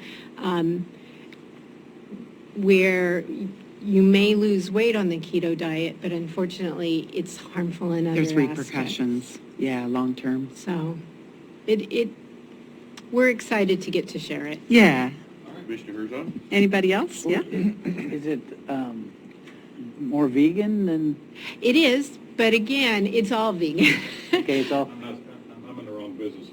I know. But what we like to say is people don't have to jump in and be 100%. We don't expect perfection out of anybody, but reducing it, making it a treat, or making a decision. Because if you think about it, in America, we're eating animal products at least 4 times a day, right? And you look at me like, well, breakfast, lunch, dinner, cheese. Snacks, right? Meat, Cheese, eggs, meat. right? Yeah. Snacks. I was a huge proponent of those string cheese. That was my great snack, string cheese and boiled eggs. But we know that increases your cholesterol, it increases your weight, it increases even abnormal blood sugars. They're finding the research that animal protein really impacts our blood sugars. So, but we're not here to say that you have to be perfect. I am not a vegan. I am a whole food, plant-based diehard. And I'd love it if you would share it with your sister. Yeah. That would be great to have her review it too. But we're really proud of it. We're actually going to publish, the book is going to be on Amazon probably Shortly. within a week or two. Yeah. Congratulations. Thank Thank you. you. And not only are the employees invited, but family members are invited too. So we want this to be something that you can take into your household and share with your family, the people that you love. Because what we've realized is that once you get your family on board, everybody's on the same train. You get some momentum going. You start seeing the results. It's exciting. It is exciting. I know. I literally have goosebumps from head to toe right now. It Families is. get exciting. Yeah. And all of the information can be downloaded to their own computer That's at right. home. So they can, like we've had clients that have printed everything at home, put it in a binder so that they have it. So anyway, All right. we hope you guys will consider it. And we brought our business cards so that you can look at the information yourselves. Okay. Thank you. One quick question? Sure, Maybe two. sure. First of all, just a comment, you both have been incredibly patient and so community-minded and just tolerant of our schedules, and the two times you've been here, it's No just, problem. really been a great breath of fresh air. You know, you mentioned the COVID pandemic, you mentioned heart disease. I know that one of your books probably, unquestionably, is going to cover the immune system. Yes. And that's something one of my grandfathers taught me years ago, is trying to understand what you put in and, you know, part of just building up that. And boy, if you know, connecting that now with where we are in the pandemic, it's Huge. really opened my eyes an awful lot. And so I'll be anxious to learn about that. My wife and I sometimes have conversations on enough water, too much water, how much do you need, you know, and I just had a friend send me something last night, basically how water prior to a stroke or a heart attack, the Right. timing of that, when you eat your meals, how important that is. And right off the bat, you mentioned dehydration, and that's something on the river a lot. I have really had to watch my customers because they're on a river Absolutely. and it's hot, and they don't know they're getting dehydrated, what the consequences can be. So I'm very interested in that. I'm sure that's in your book. Whole Foods plant-based chef. Right? I have 95% done. I have 5 more % of the program to do, but I've learned so much, and it's been a great program. But we just want to say, as Americans, we got to stop mortgaging our health. We're doing it every single meal. Everything we're eating is really mortgaging our health. And people think that it doesn't matter when you're young, but we're seeing more and more people in the age of 30 on blood pressure medication, cholesterol medication, because they've got a lifetime of eating that way. So we just appreciate you guys having us back again. Thank you. One more question. Where do Okay. you stand on coffee? Love it.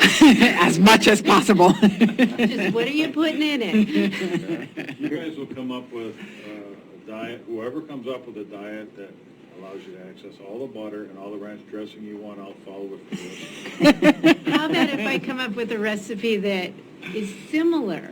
Like I have a great recipe for mayo. I love mayo, but it's all plant-based, so no oil in it. We could probably make you a ranch dressing that would blow your mind. We'll Yeah, work on we'll it. work on that, yeah. Come Yeah. back again. Is All right. G or Given D? the sequence for the employees one more time, and could I also ask for an email, and we'll mass send that out to Perfect. people? Sure. And remind them on the personal email and just the option they have if they're interested, and maybe a little encouragement. Yes? Sure. So, sorry, where I came from, we had what was called a wellness program, and vendors such as these two speakers here, others, would come in, and our governing body created a plan that said if the employees accomplish, 10 of these 15 goals, they will get $200. And the reason is, and I know you talked about doing stuff on personal email and you sending stuff out to everyone, but the idea was if the employees are healthier, they're going to lose less time at work, and so there is a work-related feature to it. And so that was the idea behind it. That was at the city of Medford, but these things exist at organizations to promote health and wellness among their employees for the benefit of the organization as well as that of the employee. So it's not just a personal issue, it can be organizational. Yeah, no, Sure. that's a good. It's a good public approach health to it, issue. additionally. Absolutely. You might want to include that in your email. Okay. I'll run it by council, and Okay. then we'll make sure it's okay to send it to everybody, Okay. and just a reminder and encouragement, and here's to why power versus willpower. Nice. Awesome. There's also a cookbook in the program.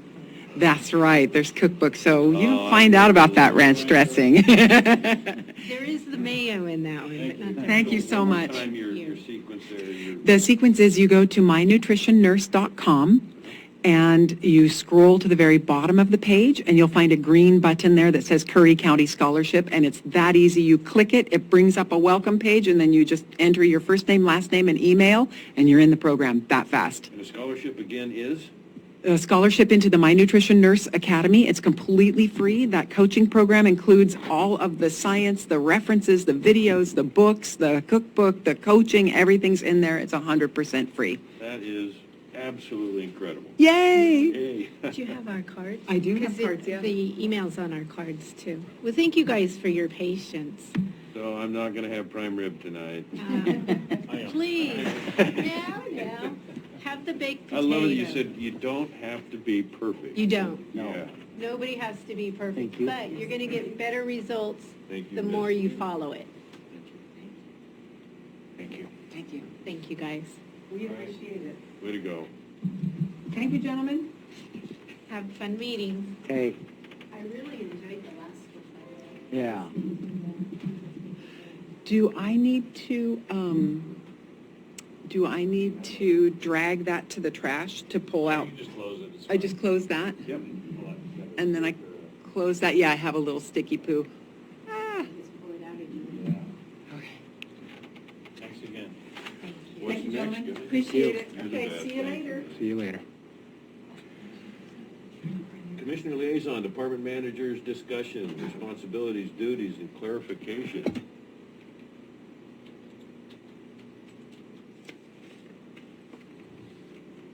So we've had some, you brought it up, what, last meeting? You could go first, or I can. No, that's fine, go ahead. You know, there's been some issues where commissioners, whoop, how long's my mic been on? Thanks, Eric. Supposed to remind me. There's just been a lot of discussion on what commissioners' responsibility is. You know, do they stay in their lanes? What authority do they have? Do we even need liaisons? It comes back to the Director of Operations, that position. I think the reason you brought it up, Commissioner Pash, is because, you know, we've replaced commissioners in the middle of the term because department heads said, I'd rather have him or her. And so that's an important issue, and it's gaining a little bit of intensity. And I just want the board to take a look at that. And, you know, I heard, here's one example. I heard Clatsop County, or I heard a reference to Clatsop County back in early January, and I know the commissioners there, at least one very well, and you know, they've had their commissioners are volunteer with a stipend. They have 5, and between 2000, let's see, they had 9 county administrators in 12 years, and they have changed their system since then a little bit. So we know, you know, if we don't need commissioners to fulfill their obligations and responsibilities as the voters and citizens have intended, then why do we need commissioners? I mean, I've had that asked to me.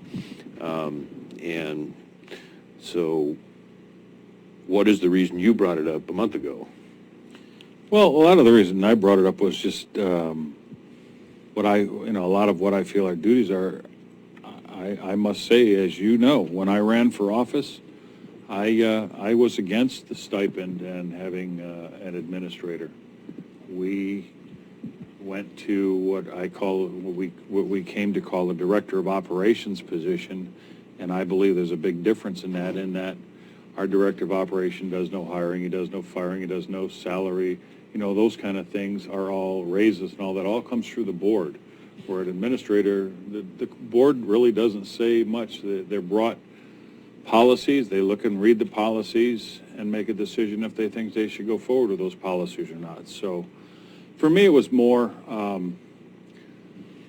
I guess, micromanaging or going too far with our positions. I enjoy Richard Christensen, and I have gone out with him several times on different projects that he'd work on. He's like, you know, Commissioner, this is what I'm going to be bringing to the board in a few weeks, and, you know, I need this culvert here, I need this road widened here, and this is how we're going to do it, and this is why we're going to do it, and, you know, so he gives me that information, and then when he comes and presents to the board, I can say, yes, I was there, you know, I participated, and I understand what he's talking about.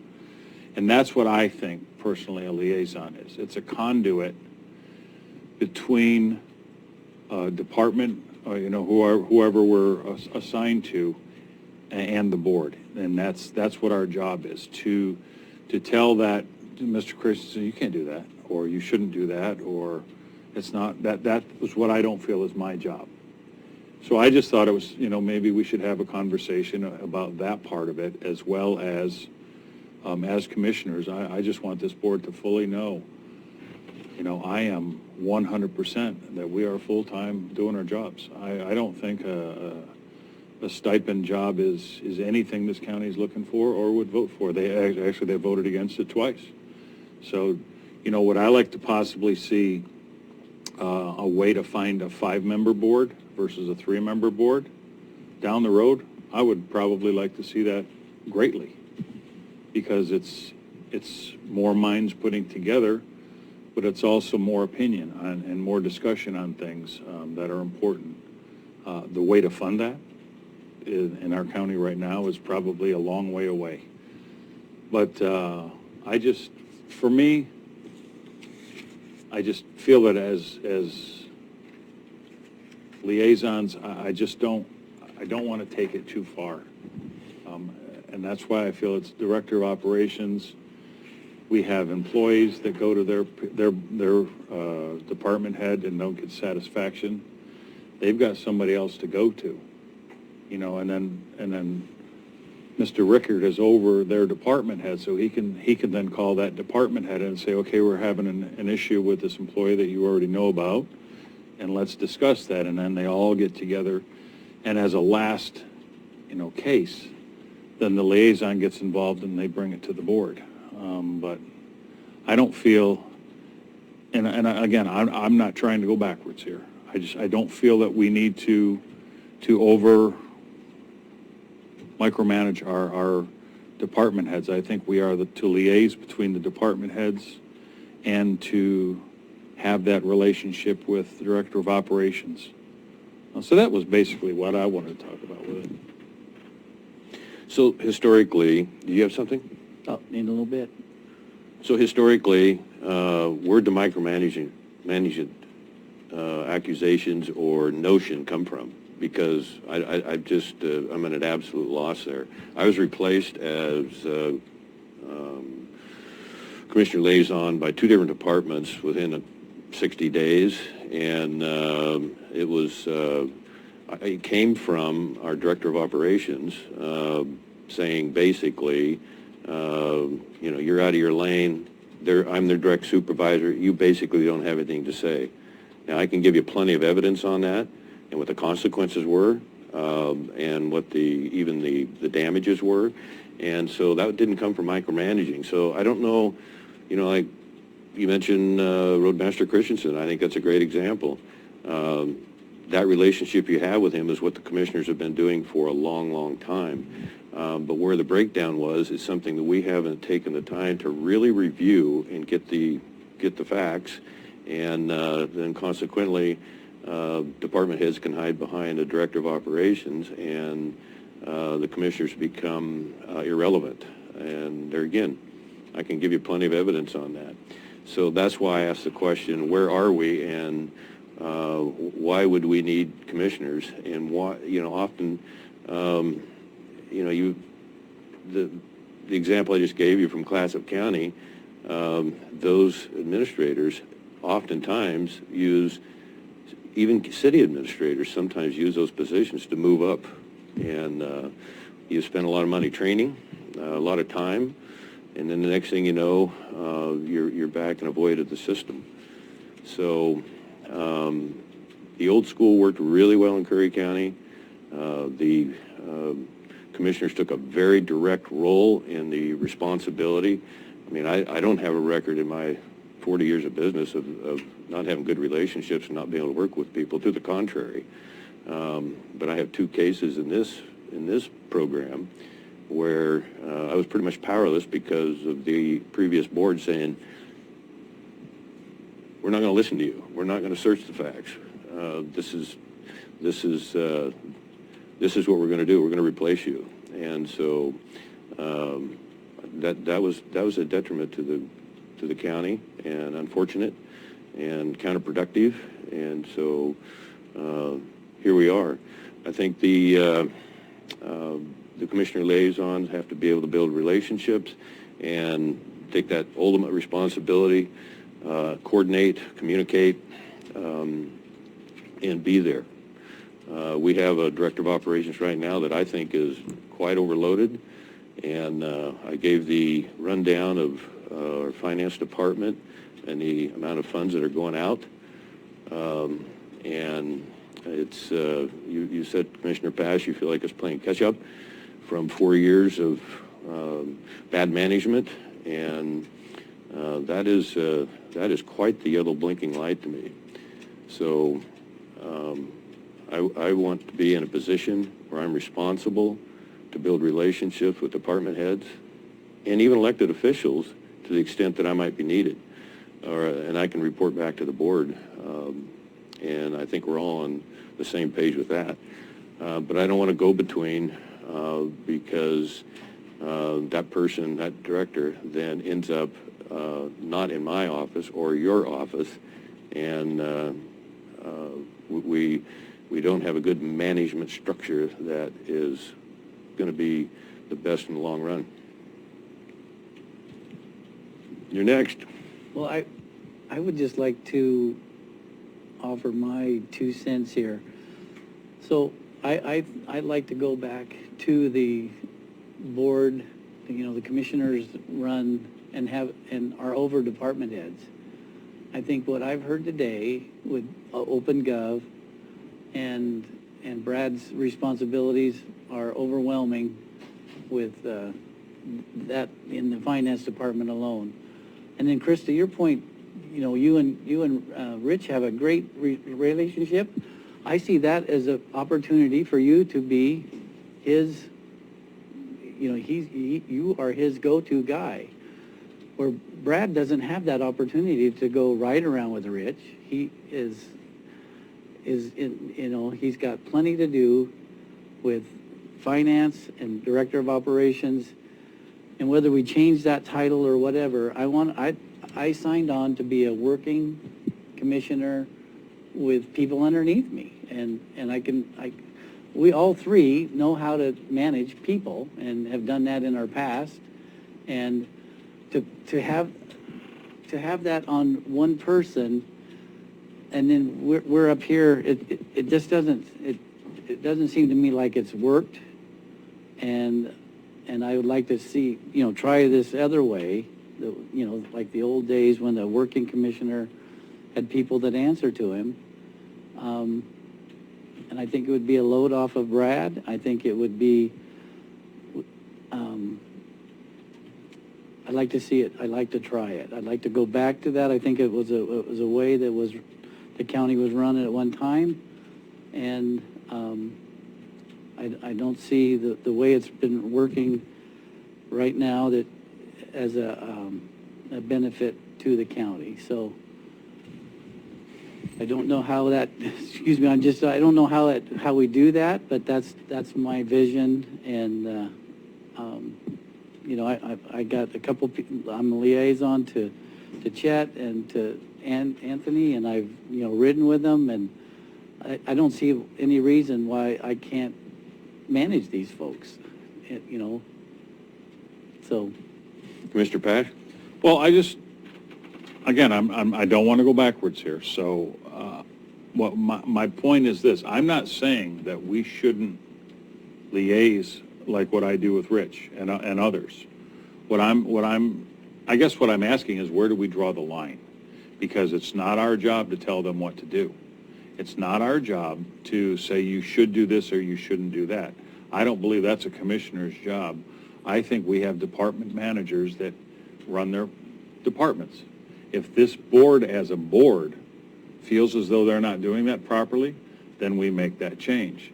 If we don't feel or if they have something that they want to bring, yeah, they talk to their liaison about it, but the liaison is only one board, one commissioner, where if it's Brad, he then brings that to the board, and we all get to vote on it, where I think if it's one commissioner, I think that person is almost it could be intimidated to say, well, whatever Chris says, I better do, because, he may only be my liaison, but, I'm worried for things. Where if it comes through Brad, it's more of a generic way of doing it. So, again, I am fully on board for, having those relationships with everyone. Having good friendships even with our employees. But where do we draw the line as to what our duties are and what we should be doing, saying yes or no to, and what we shouldn't be saying yes or no to? And I think there's a fine line there. There's still, I think, council. I'm gonna just offer one thing here. Go ahead, Council, that's fine. I'm sorry. Don't lose your thought. Yeah, Write that it could down. happen. We're not in disagreement we don't tell people how to do their job. I don't want the sheriff or anybody else telling me how to do my job. I don't tell any of the other elected officials or departments how to do their job. But there is a structure here that is the final say before going to the board. And that's production. That is a safety valve. That is heading off a problem before it starts. And that's the way it was done here for years. The voters said, we want responsible, accountable commissioners. You can't put us in a liability position and then say, you have no authority. And that's how I somewhat at least interpret this. And so we don't have a disagreement, again, on how we manage our jobs, how we conduct ourselves around department heads, the public, county council, anyone. We build those relationships. We can't have a middle person getting in the way of that, because it has not worked. The hard feelings that have come from the last two director of operations, county administrator, has been unbelievably expensive, and the consequences for this county have been, lawsuits, investigations, censors, all the rest of it. So let me do our job and then deal with it. Let him do his job.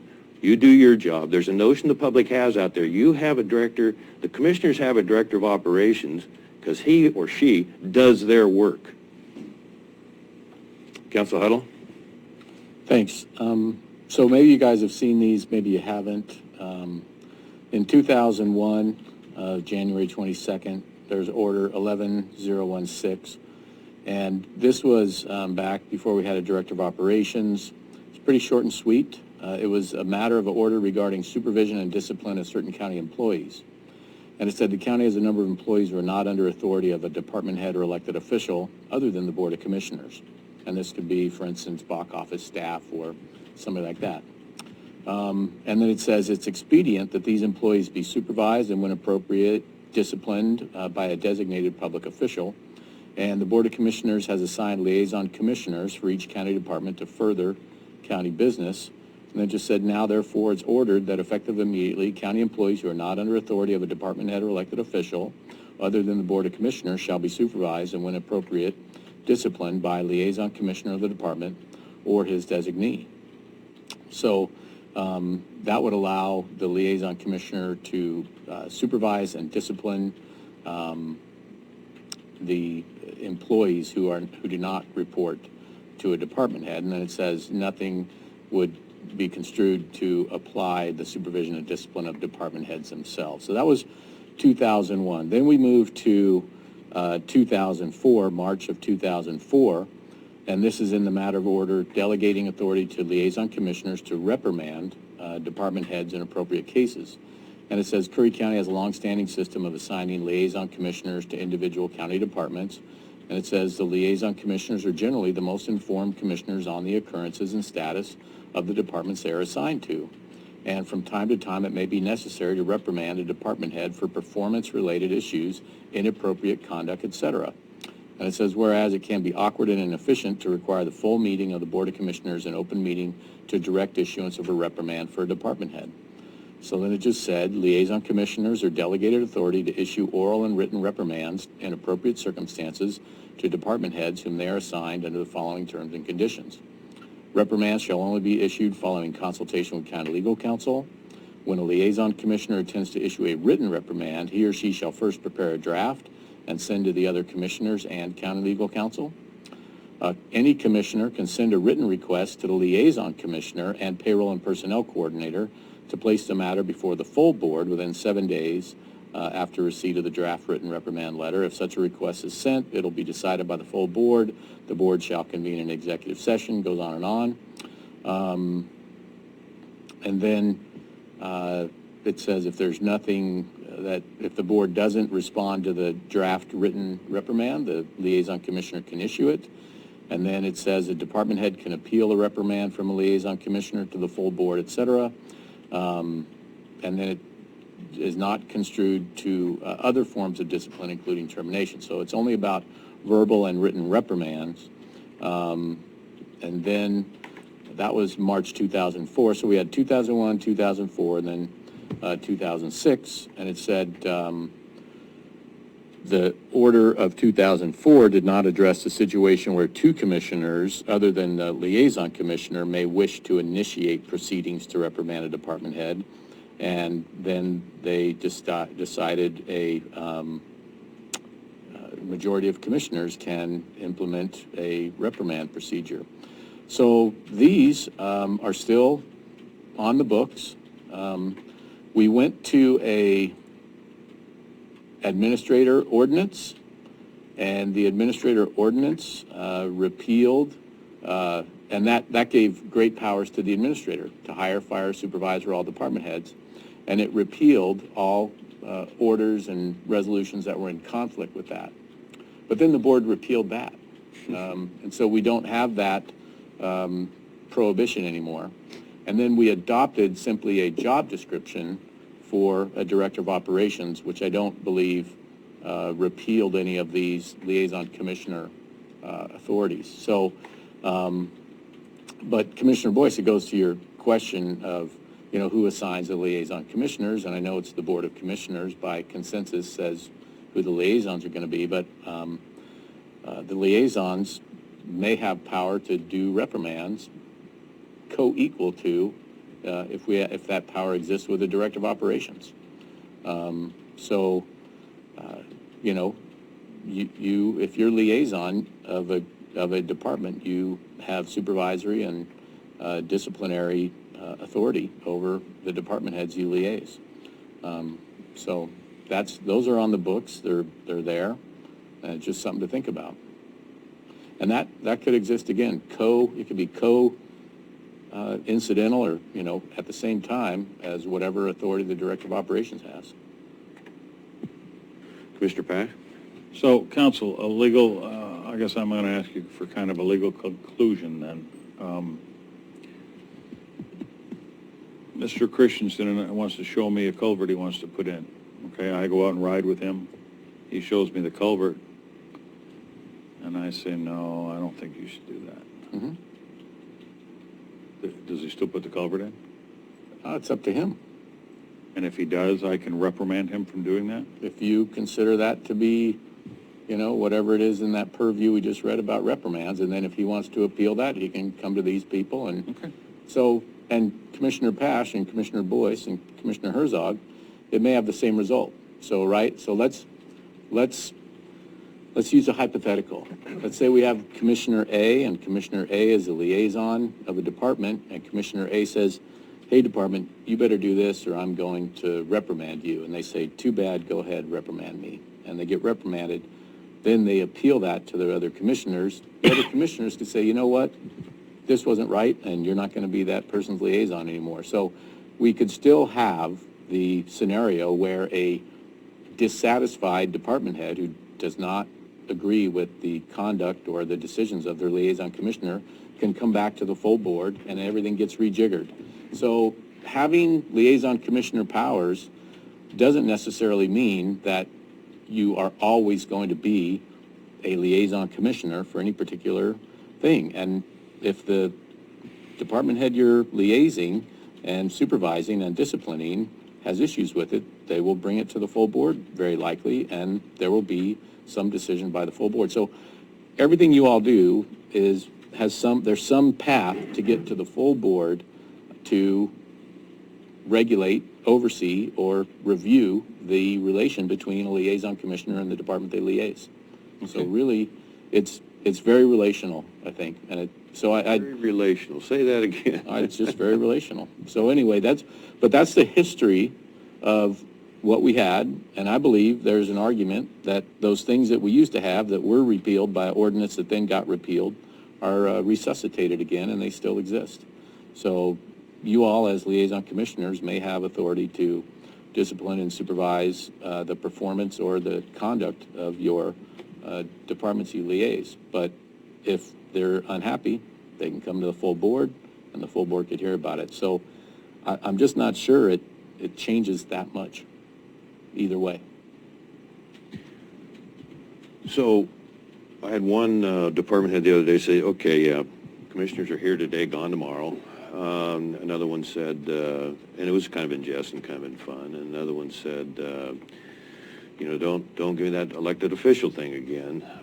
But what does that mean? We went through an election. I went through two. And what did the voters say to us? We like what you're doing, or we believe you're working hard for the county. We trust you. You listen. For whatever reason, we're here. The founding fathers set up the three branches of government in the U.S. for a balance of power. That's why we have three commissioners. It's a balance of power. I am obligated to come before this board, and I mean, it's almost a moral obligation and a legal basis to say, this is what's going on. I need help with this. I need your approval. If you're so inclined, here's where we are. When we have an unelected bureaucrat, I'm not saying that about Brad Rickard, okay? That's not fair. He hadn't been here long enough. But we've had unelected bureaucrats in this program that have exercised their authority, and they have gone against the voters, the citizens, and here we are having this discussion right now, and the balance of power is being compromised. And that's not what the voters want. If you want to go to a 5-member board of commissioners, I'm hearing words about that. Maybe that is best. But it's been declined 2 previous times in the last 6 years, 8 years, whatever it is. So I just want to be able to do my job. You made the statement that the sheriff has the ultimate say in this county. No, he doesn't. That's against the balance of power. I don't know where you get that, but with all due respect, I have read the statute, and he has a very important, precise responsibility that we all coincidentally, of course, support, but that balance of power is not ultimately this guy has the final say. That's not accurate, and it's not good for the citizens. It's not good for a small local government like this, nor is an unelected bureaucrat that says, you don't have to listen to that commissioner. Here's how we're going to do it. The consequences have been costly.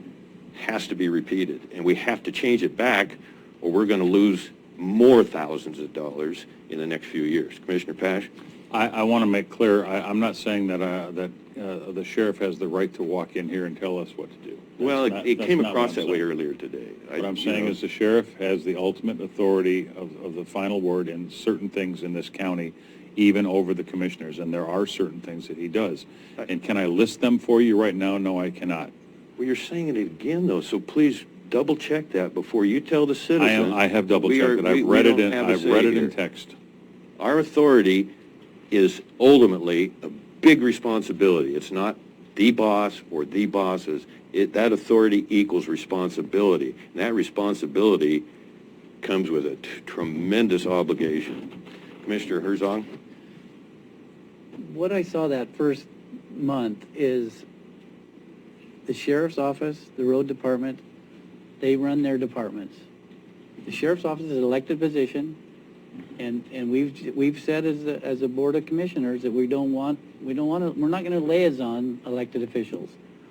But Rich Christensen, the roadmaster, he's got a great group, and I'm a little biased there because my daughter works there, but and so those two gentlemen came before the board and said, this is what's going on in the county, it's not good, this is what I'm hearing. Now, those two gentlemen, they don't allow that in their departments. They don't allow that. So what we had avenues of people not feeling good about their jobs or something, and they could, instead of having go into their department head, and it was against the commissioners, and it shouldn't happen that way. And I hope I'm conveying that in a way that is understood. They wouldn't allow that in their departments, those people to come and reach out. So we can't allow that in this department. So through our director of operations, there was too much control over, and not enough with the liaison commissioners. And I hope I don't know if I'm making myself Yeah, you make a perfectly- very good point, because we have people from other counties that are aware of what happened that day, and they're thinking county employees on county time are coming to a board and getting after the commissioners. And so that was a shocker. I learned a lot. I'm not sad for that day, but I was sad for the county in the sense that the county, again, don't operate that way. They don't. So I think we're on the right path here. I think you made a very good point there, Commissioner Herzog. I think this is going to take some time.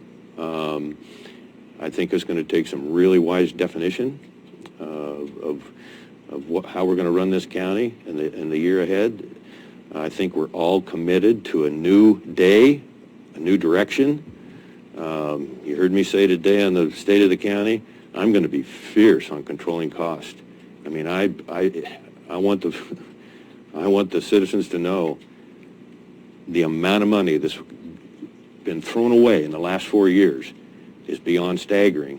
And I know why they put me here, and that's not to be a rubber stamp, to the contrary. So this has been a good discussion. I think the citizens have made it clear what they expect of us. You've just confirmed that.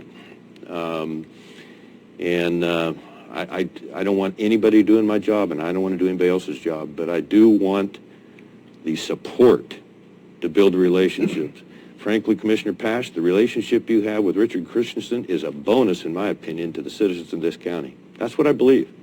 And your relationship with the sheriff, I've known him for years. I want the citizens to be able to take advantage of that. But they don't want you to be a rubber stamp and say, okay, I got a disagreement here, so we're going to change liaison commissioners tomorrow. That's not what they want. Go ahead.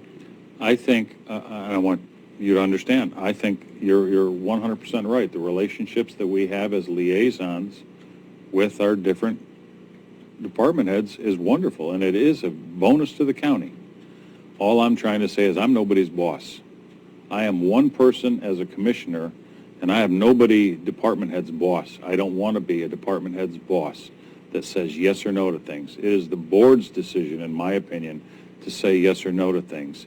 And all my job is as a liaison with, and I keep using Richard Christensen because he's the one we're all talking about, is to bring the information that he would like to see brought to the board, and it's not my job to say if he's doing a good job or not. It's not my job to tell him yes or no on anything he's working on. My job is to bring to the board to make that decision. I'm not his boss. Hey, we don't have disagreement there, but we're here to make some, especially in this day and age, to make some incredibly tough decisions. The people are counting on that. They didn't say, hire somebody else to make the decisions. That's what we hired you for. Do your job. That's what people are telling me. And I'm not going to shy away from the tough decisions. Sometimes it's very uncomfortable. The disagreement sometimes is very uncomfortable. But my job is to try and pull everybody together and really look for good government, good policy. And I am fully committed to that. And I believe, yeah. So that's all I have on this today myself. Okay? Anybody else? More discussion? Director Rickert? Okay. So, Is that it for the workshop? No. oh, County consumption tax proposal. let's see, what time is it? We got time on that? 4:10. We still got to have executive session. Okay, I'm going to bring that up really quick. Do we have the mouse handy? Oh, never mind. Brad, I'm sorry. It's not on the big screen. So I'm going to defer this to next week, okay?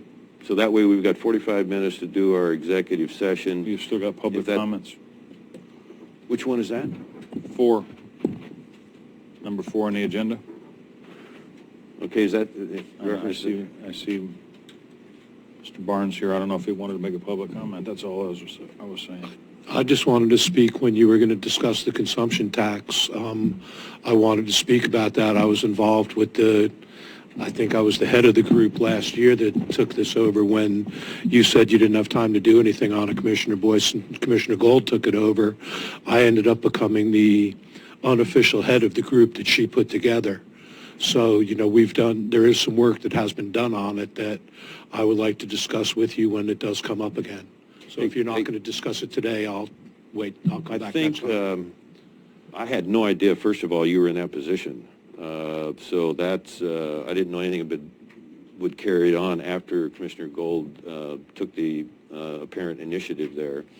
What I'm thinking is probably next Wednesday, when we have between 9 and 12, when we have the 2-hour Roadmaster